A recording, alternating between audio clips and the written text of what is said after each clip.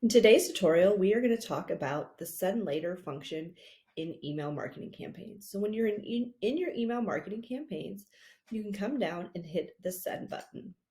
Once you do that, you'll see here that it's going to ask you if you would like to schedule this for later. I'm going to go ahead and hit yes.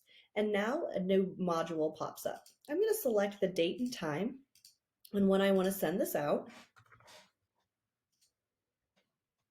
And once I do, you can see at the top that now it's going to send on May 29th at 2:08 p.m. and it's going to send to 10 clients.